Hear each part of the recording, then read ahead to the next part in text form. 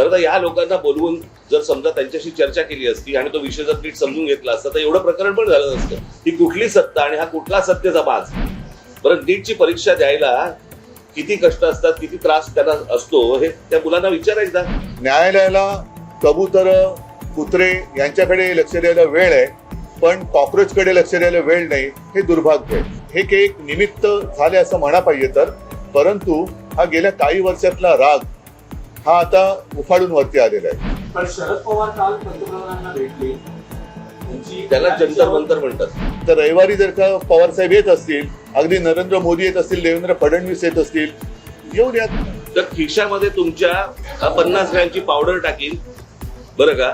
म्हणजे पोलिसांकडे तर पावडर पण नाही लागली. पोलीस एजंट आहेत का पावडरवाले? शांततेने मोर्चा असेल, शांततेने ह्या सगळ्या गोष्टी होतील, याच्यामध्ये कुठलीही हुल्लडबाजी नसेल, काहीच गोष्टी नसतील.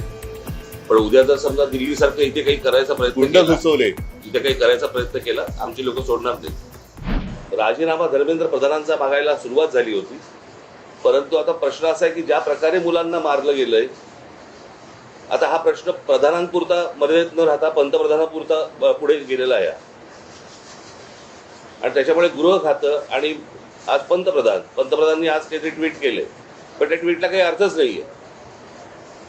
खरं तर या लोकांना बोलवून जर समजा त्यांच्याशी चर्चा केली असती आणि तो विषय जर नीट समजून घेतला असता तर एवढं प्रकरण पण झालं नसतं.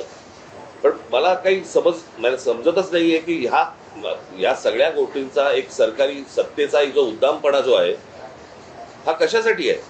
म्हणजे हीच गोष्ट आपण, मला असं वाटतं की त्या शिखांचं ज्या वेळेला शेतकऱ्यांचं आंदोलन झालं त्यावेळेला देखील कोणाला ते भेटायला तयार नव्हते, ते पण तसंच त्यांनी मोडायचा प्रयत्न केला. मणिपूरच्या वेळेला पण देखील तेच प्रकरण झालं. आता अनेक आंदोलनं ज्या वेळेला होत आहेत, आज ग्रामीण महाराष्ट्रामध्ये अनेक आदिवासींची आंदोलनं होत आहेत, तिकडे लक्ष द्यायला वेळ नाहीये. म्हणजे कसला हा, ही कुठली सत्ता आणि हा कुठला सत्तेचा बाज. ती मुलं असं काय मागत होती. बरं, नीटची परीक्षा द्यायला किती कष्ट असतात, किती त्रास त्यांना असतो हे त्या मुलांना विचारा एकदा. माझा एक जुना व्हिडिओ तुम्हाला आठवत असाल तर, मी कुठेतरी तो व्हायरल होताना दिसतोय की ज्यावेळेला मी पंतप्रधानांची मी बोललो होतो नीटच्या परीक्षेबद्दलच, आणि मी त्यांना त्यावेळेला सांगितलं होतं आज शेतकरी आत्महत्या करतायत, उद्या हे विद्यार्थी आत्महत्या करतील, आणि तेच झालं. आज ही मुलं आत्महत्या करतायत आणि त्यांचा सगळा जो राग आहे आज त्या विद्यार्थ्यांबरोबर इतरही लोक आज या आंदोलनामध्ये आज आलेले आहेत. आणि मला असं वाटतं की हा एकूणच सिस्टीमच्या विरोधातला राग आहे. ज्या प्रकारे आज देशामध्ये गोष्टी सुरू आहेत त्याच्याबद्दलचा राग आहे आणि तो राग सगळेजण व्यक्त करतायत. आज प्रत्येक घरामध्ये ज्यांची मुलं नीट परीक्षेला बसलेली नाहीयेत त्या आयांना आणि वडिलांना देखील त्यांना पण त्रास होतोय हे सगळं बघून. आणि त्याच्यामुळे आम्ही 26 तारखेला आम्ही एक शक्ती प्रदर्शन मोर्चा म्हणा, शक्ती प्रदर्शन म्हणा किंवा काही म्हणा, या मुलांना घेऊन करायचं आम्ही ठरवलेलं आहे. की मुंबईसारख्या एका महत्वाच्या, सर्वात महत्वाच्या देशातल्या शहरामध्ये देखील ही सगळी मुलं आणि सगळेजण पालक हे एकत्र येत आहेत आणि आपला राग रोष व्यक्त करतायत. हे मला असं वाटतं केंद्राला देखील कळणं गरजेचं आहे. आणि त्याच्यासाठी म्हणून आम्ही येत्या 26 तारखेला रविवारी येत्या 26 तारखेला आम्ही हा मोर्चा आम्ही काढत आहोत. हा मोर्चा निघेल शिवाजी पार्क, शिवतीर्थावरून हा निघेल आणि हा मोर्चा जाईल सिद्धिविनायकाच्या इकडे. तिथे जाऊन आम्ही देवाला साकडं घालणार आहोत की या सरकारला सुबुद्धी देव, आणि याच्यासाठी म्हणून तिकडे आम्ही त्याची सांगता करणार आहोत. मी कालच दिल्लीला जाऊन आलो, माझ्या आधी अमित पण जाऊन आला. आपल्या माध्यमातून ही दृश्य संपूर्ण जग पाहत आहे.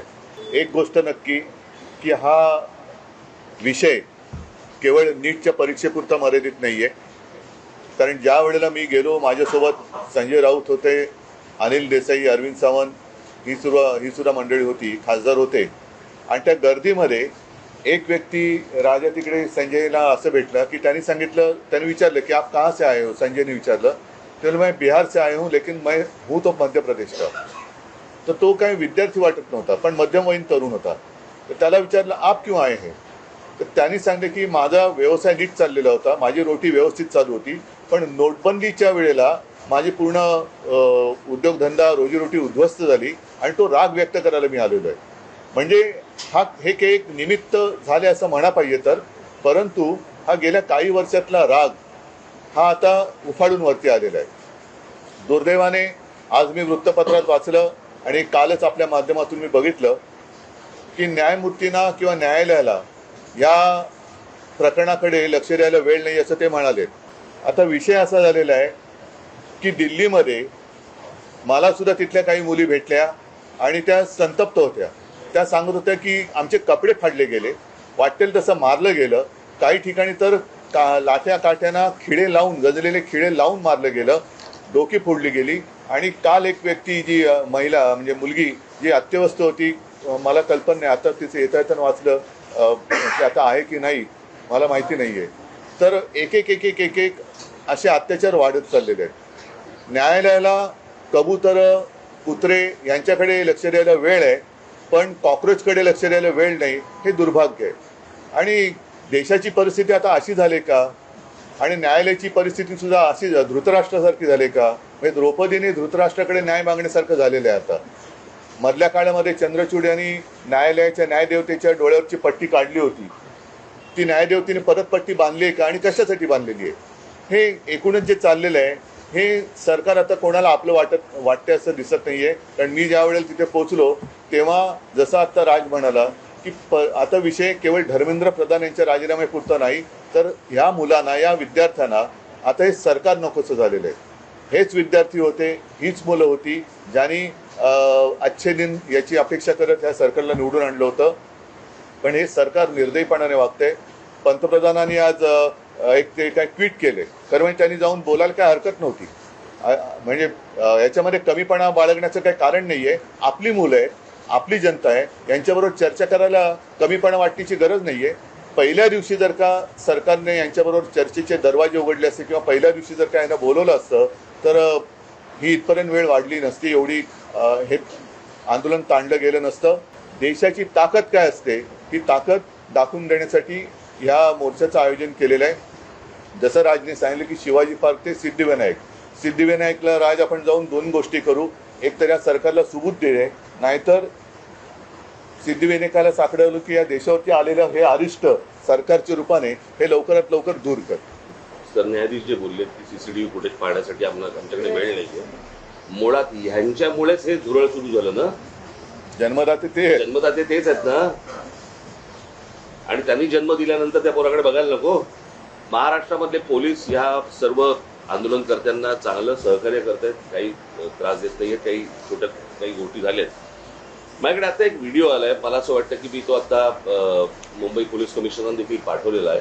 एका टॅक्सीतनं मुलं चालली होती आणि ती मुलं चालली असताना टॅक्सीतनं नाही, पोलिसांच्या गाडीतून आणि तो पोलीस त्यांना सांगतोय त्या मुलांना की परत या एरियात जर दिसलात तर खिशामध्ये तुमच्या काय 5 ग्रॅमची पावडर टाकीन, 50 ग्रॅमची पावडर टाकीन, बरं का. म्हणजे पोलिसांकडे तर पावडर पण मिळायला लागली. पोलीस एजंट आहेत का पावडरवाले? हा पोलीस कोण ड्रग सप्लायर आहे का? हे कुठचे काय चाललंय मला कळतच नाही. मला खरं तर ही इतकी साधी गोष्ट होती, साधी म्हणजे म्हणण्यापेक्षा ही किंवा पेपर फुटलेत, काय कोण ज्याची जबाबदारी आहे त्यांनी राजीनामा द्यावा आणि जे त्याच्यामध्ये असतील सामील झालेले असतील त्यांना अरेस्ट करावी, ज्या काही गोष्टी करायच्या त्या सगळ्या गोष्टी कराव्यात. परत हे होणार नाही याची शाश्वती द्यावी आणि त्याच्याशी चर्चा करावी. हे सगळं प्रकरण इथपर्यंत आलंच नसतं. या मुला मुलींवरती निर्दयीपणाने लाठीमार केलेला आहे, ज्यांनी मुलींचे कपडे फाडलेत, जे पोलिसांच्या वेशात न येता जे गुंड तिकडे घुसलेत, या गुंडांना पकडून त्यांना सुद्धा कठोर शिक्षा करण्याची जबाबदारी मोदी घेत आहेत का? हे गुंड कोणी घुसवले होते, हे गुंड कोणी आणले होते? आणि राजरोज फिरतात, त्यांचे पण व्हिडिओ आहेत. अगदी ती काठ्या बिठ्या आणि पोलिसांच्या लाठ्या त्यांच्या हातात कुठून आल्या? भारतीय जनता पक्ष आजपर्यंत काय करत आलं? त्यांचा असाही दावा आहे की काँग्रेसच्या राजवटीतही अनेकदा पेपर फुटलेले आहेत. तेव्हाही आंदोलन झाली की, म्हणून तर बदललं ना सरकार. त्यावेळेलाही आंदोलन झाली, त्याच्यानंतर सरकार बदललं, ह्यांचं आलं, हे ते तसे आहेत म्हणून ह्यांना आणलं, हेही तसेच. म्हणजे ते सांगतात की सरकार बदला आणि विद्यार्थ्यांच्या खांद्यावरती बंदुका विरोधी पक्ष ठेवत असतील तर विद्यार्थ्यांच्या छातीवरती बंदुका तुम्ही का रोखतात? नाही. आणि दुसरी गोष्ट, त्या अण्णाच्या टोप्या घालून कोण फिरत होते? यांचीच माणसं होती ना, अण्णांकडे एवढी माणसं नव्हती. आणि ह्याच्यामध्ये परत ह्यांनी काही चुका केल्या की त्याचं राजकारण नाही करायचं, आणि हे जेव्हा विरोधी पक्षात जातात त्यावेळेला सगळ्या गोष्टींचं राजकारण करणार. पण शरद पवार काल पंतप्रधानांना भेटले, त्याला जंतर मंतर म्हणतात. तेच आहे की त्यांनी तुम्हाला काही कल्पना दिली आहे का? कारण नाही, मला असं वाटतं विषयाला आता फाटे फोडण्याची आवश्यकता नाहीये. आम्ही सगळेजण आम्ही एक नाही ऐका मला बोलू तर द्या. मला बोलू तर द्या. माझं म्हणणं काय आहे की जसं आज मी आणि राजा एकत्र एकत्र आलेलोच आहोत, त्याच्या आधी सुद्धा मी सगळ्यांना आवाहन केलेलं आहे की ज्यांना देशाच्या भविष्याविषयी चिंता आहे. म्हणजे मी तिकडे गेल्यानंतर सगळे भाषिक तिकडे होते, सर्व धर्मीय तिकडे होते, हिंदू होते, मुसलमान होते, सगळे होते. आता ज्यांना देशाचं, कारण हा देश जर का आपला आहे तर देशाच्या भविष्याची ज्यांना चिंता आहे त्यांनी पंतप्रधानांना भेटून त्यांची एक चिंता व्यक्त केली असेल तर मला माहिती नाही. तर त्यांनी मुलांना भेटायचं, ते परवा तिकडे गेले होते. पंतप्रधानांनी आता मुलांना भेटण्याची गरज आहे. आणि नुसतंच असं जर का ढकलम गाडी चालणार असेल तर काय उपयोग नाहीये. आम्ही रविवारी मोर्चा जाहीर केलेला आहे. तर रविवारी जर का पवारसाहेब येत असतील, अगदी नरेंद्र मोदी येत असतील, देवेंद्र फडणवीस येत असतील, येऊन यात. म्हणजे विरोधी कशाला? एक फक्त विषय आहे की तुम्ही मोर्चाचं रूट सांगितलं, पण वेळ काय आहे, किती वाजता? सकाळी 10ची जमायची वेळ आहे. साधारणपणे 11:30 पर्यंत, 11, 11:30 पर्यंत निघू. आंदोलन जाहीर झालेलं आहे. जंतर मंतरवर पोलीस आपल्याला पाहायला मिळतात आणि मुंबईत देखील अनेक विद्यार्थ्यांना पोलिसांनी गाडीतून नेऊन पोलीस स्टेशनला वगैरे नेलं. आपण स्वतः काल विद्यार्थ्यांनी आंदोलन जाहीर झाल्यानंतर आपल्या अनेक कार्यकर्त्यांना, नेत्यांना नोटीस जाऊ शकतात, विद्यार्थ्यांची धरपकड होऊ शकते. सवय आम्हाला, यासाठी सवय आम्हाला आमच्या नाही, इकडे आता कळेल आता. म्हणून म्हटलं ना की विद्यार्थ्यांच्या बाजूने कोण आहे आणि विरोधात कोण आहे. आणि प्रश्न असा आहे ना की प्रश्न सोडवायचा आहे का चिघळवायचा आहे, हे मला असं वाटतं सरकारने बघावं. सर, आज वंचितनी महाराष्ट्र आणि देशबंदीची हाक दिली आहे. 26 तारखेला तुम्ही आता मोर्चा काढणार आहात. प्रत्येक राजकीय पक्ष वेगवेगळ्या गोष्टी करण्यापेक्षा पहिली गोष्ट म्हणजे आता ते जाहीर करणारे आम्हाला माहित नव्हतं. त्यांनी स्वतंत्रपणे जाहीर केलं ती गोष्ट, बरोबर आहे. आम्ही देखील जे काही, ज्याला मोर्चा म्हणा किंवा काही म्हणा, या सगळ्या गोष्टी करताना तिथे आमचे राजकीय पक्षाचे झेंडे नसणार, कळलं का? तिथे जर कुठचे झेंडे असतील तर ते फक्त तिरंगे असतील, देशाचा झेंडा असेल. बाकी कुठचेही राजकीय पक्षाचे झेंडे त्या सगळ्या अख्यामध्ये कुठेही नसणार. आणि आता उद्धव सांगतात त्याप्रमाणे काँग्रेसशी देखील बोलणं चालू आहे, ते देखील सहभागी. काल माझं बोलणं झालं, राहुलजींचं पण झालं. मग सपकाळांचा फोन आला होता आणि त्यांनी पण सांगितलं की आपण एकत्रितपणे या गोष्टी करू. आता हे आम्ही परवाच्या मोर्चाची घोषणा तर केलेली आहे. आता त्यांना सुद्धा आम्ही सांगतोय सगळ्यांनीच, अगदी पवार साहेबांना असेल आणि भारतीय जनता पक्षातल्यांना सुद्धा, जे विद्यार्थ्यांचे खरे पालक आहेत, ज्यांना विद्यार्थ्यांबद्दल, तरुणांबद्दल चिंता आहे, आणि असे अनेक भाजपचे लोक आहेत की त्यांना आता असं वाटते की आपण भाजपचे समर्थक राहून गुन्हा केला, ते सगळेजण या मोर्चात सहभागी होऊ शकतात. आणि मला असं वाटतं एकच मिनिटं, आणि मला असं वाटतं विद्यार्थ्यांबरोबर आवाहन करीन की पालकांनी देखील याच्यामध्ये सामील व्हावं. आणि कालच एक मी व्हिज्युअल बघितलं की एक तरुणी त्या पोलिसांच्या गाडीसमोर एकटी उभी राहिली होती, इथेच बाजूला. ही तरुणांची ताकद आहे. आणि काल सुद्धा मी तिथे ज्यांना भेटलो ना, एक तो तुमच्याच माध्यमातून बघितलं, तो एक मुलगा उभा आहे ना, मारो मारो मारो, तो नागपूरचा मुलगा आहे.